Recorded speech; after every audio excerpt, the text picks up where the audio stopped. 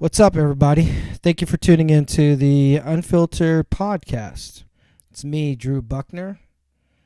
Wow. It's December 19th. I do not know where the time has gone with the last 8 months. Probably due to the fact that I've just been focused on the impending birth of my first child, Jalen. So my whole sense of timing of the year and everything like that uh, has been way off. Kind of how I remember that it was pretty much mid-December was I saw a meme starting to circulate, and you're gonna see them as well. It's a meme where it shows pretty much a gym empty at this time of year, and then it says January 1st. It shows it all crowded and everything like that. Don't get me wrong. I have a great sense of humor. So, I mean, honestly, it's hilarious. But at the same time, it's kind of fucked up. And the reason why is that it's pretty much making fun of people saying that people only care about working out in January, right? New Year's resolution, which is totally understandable.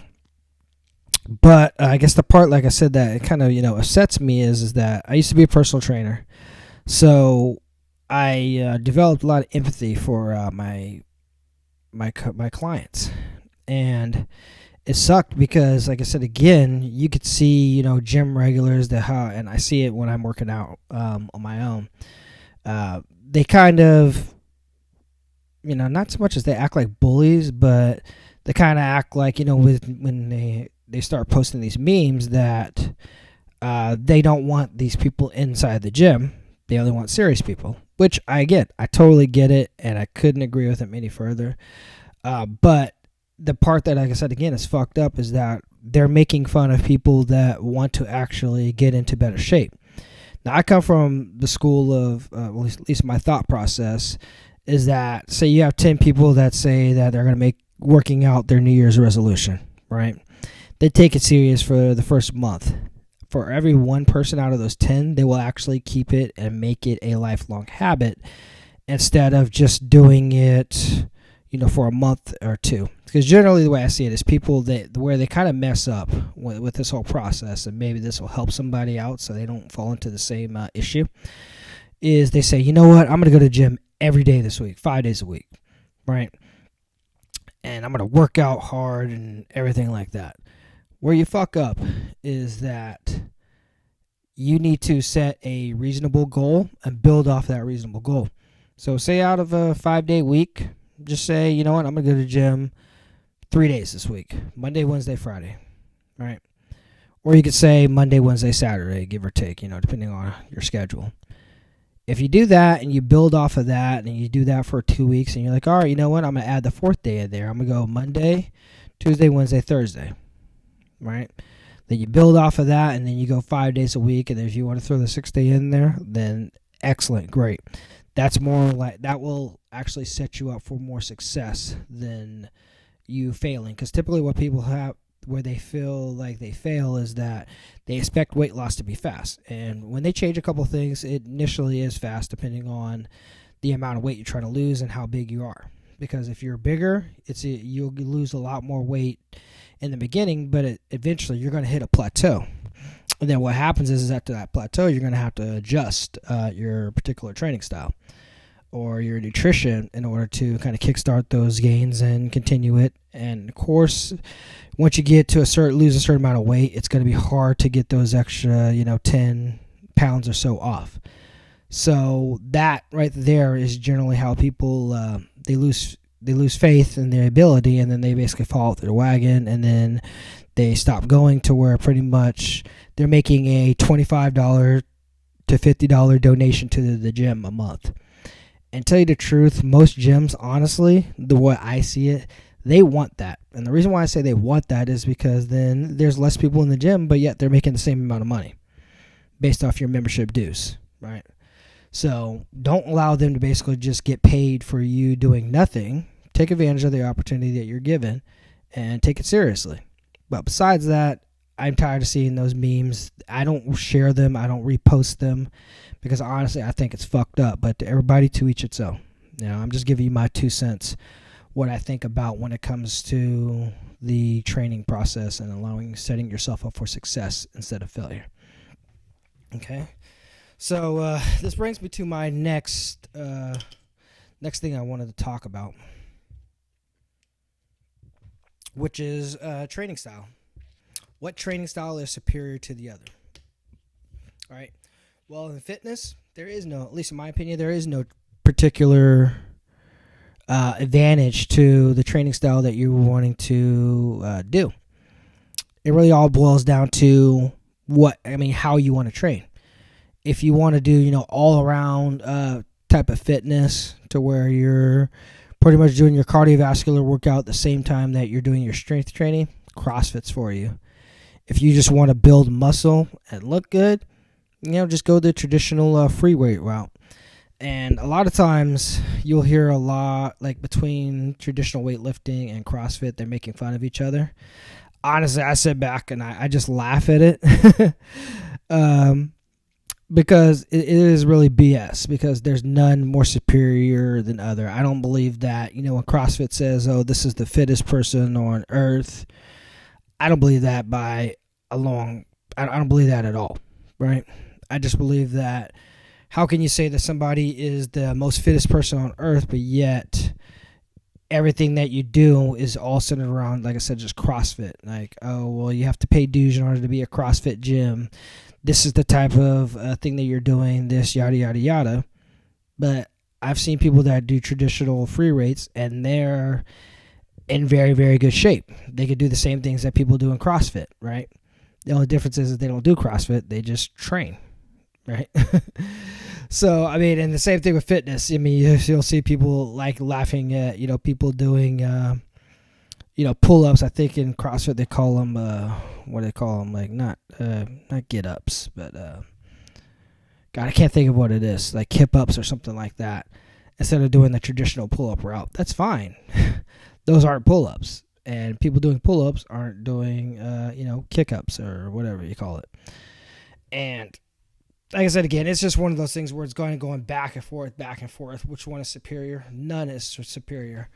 I personally, the only issue that I really have with CrossFit is the amount of money that you have to actually pay for these memberships and classes and stuff like that. I find that it's not necessarily a sport or a training system that everybody can do. You can traditionally go into a gym and actually just, lift weights and do it like that, follow a training program if you get it from a personal trainer, and so forth. That's my only issue with CrossFit, is the amount of money that you have to actually pay for it. I've had some friends do CrossFit. They swear by it. And I let them do them. But personally, I just do me. And I feel that traditional weights is the best way for, me. I like to build muscle that way and get my cardio in. That's kind of how I like to do it. If I sprinkle something in here and there, it's fine. But, that's just kind of how I prefer to do training. So, I just want to put this out there. What type of training style do you like doing? Put it in the comments section, and then maybe we can discuss it. I have friends that train at home. They do training like that. I believe it's by Beachbody, and that's totally fine. I personally can't do that. More power to you if you can train at home.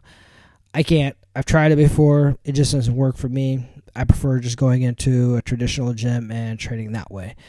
But they've actually gotten in great shape. The people that they know that do that type of training style have gotten into great shape as well. It's just really to each its own. I prefer not to do that. I prefer just going into the gym where I have my memberships and just training that way. So, I believe it's Beachbody. And Beachbody's pretty cool. I have a lot of, I guess it's just with mid-level marketing things, I have a lot of friends that do that. And like I said, they've, been successful. So my whole thing is whatever you're doing, if you want to be successful, do the damn thing. That's kind of how I approach it. I let everybody do them, and then I do me. That's kind of how I live my life. So the other thing that I want to kind of just go over is just like what drives you, to do what you want to do. Um, Me personally, what drives me is it's not a conceited thing, but I want a Lamborghini. I don't know if that's necessarily the right way to approach it, but for me, I want a Lamborghini. I want a nice house. I want to be able to allow my children to play sports if they're really good enough, then, on a traveling team and so forth. So that's what drives me. I mean, it could be, to me, you shouldn't be upset with what somebody in particular drives somebody. Like I said, again, mine is money. I want to have monies to where I can have options to do different types of things, different types of businesses. That's what I'm currently working on right now is how can I make more money? How can I get to that level? I just don't want to be content with just, mediocrity. That's not a knock that anybody, for somebody, like, if that's the way that they want to live their life. Me, I want to get paid, That's kind of how I want to do it.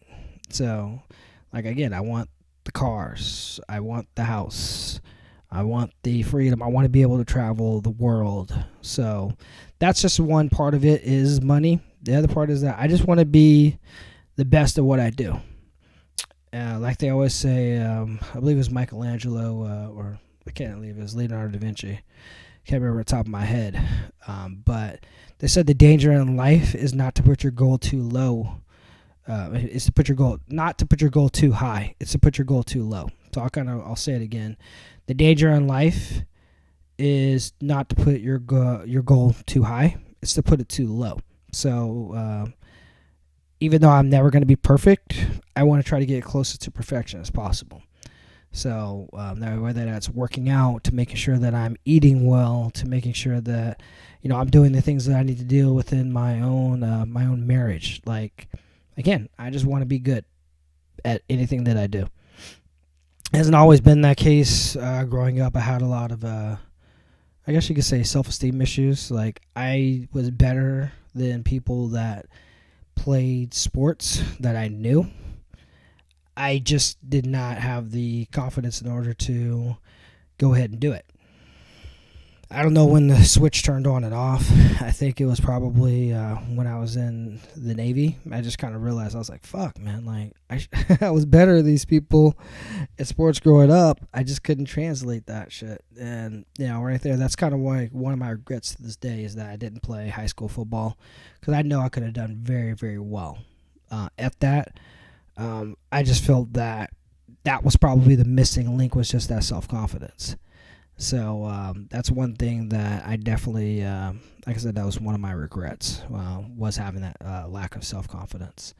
I believe it was the simple fact that I was a foster kid, and it was a weird way to grow up. I grew up in a house full of, I had like 12 other adopted brothers and sisters, but at the same time, there was always something going on. You never had that one-on-one time with your parents in order to talk to them about certain things. So I kind of held a lot of things in, and that was one of them, was just self-confidence. So had I been able to have that issue not be an issue, who knows where I could have gone with it. So that's one of those things now where everything is finally clicked.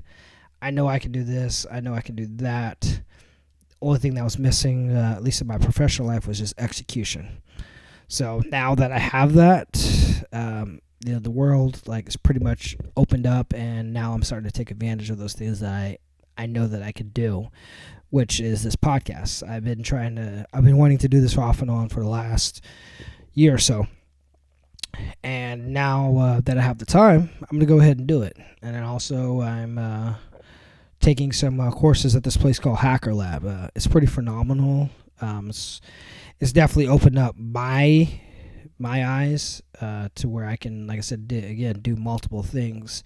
Which again, I'm gonna keep a lot of it close to the vest, just because I want to make sure that when I release what this is, it's basically a final finished product. I don't want to put out a half-assed project of what I'm trying to do. I just want everything to be finished to where, boom, that app is launched, or this website is launched, or this business is launched. That's kind of how I want to do it. So again, the goal is social media domination, also utilizing this podcast and my website that's going to be currently in development. So it's a pretty phenomenal time. I just I think I'm going to do maybe 1 or 2 more podcasts before the end of the year.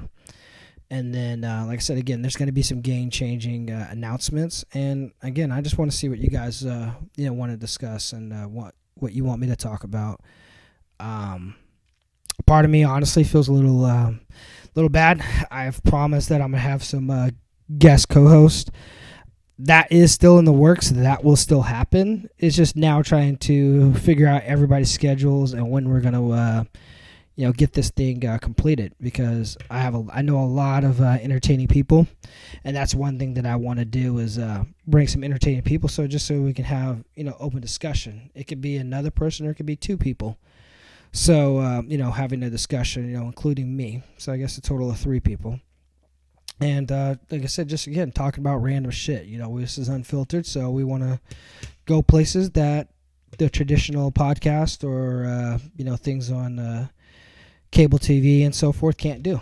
So that's definitely what we're going to do here. So definitely wanted to keep this podcast under 20 minutes. And like I said, again, happy holidays. Thank you for your support. This show is only going to grow. So that's one thing that I want to do is, as we grow, you grow. I want you to be able to grow and be successful as well. So thank you. And thank you for your support. Peace.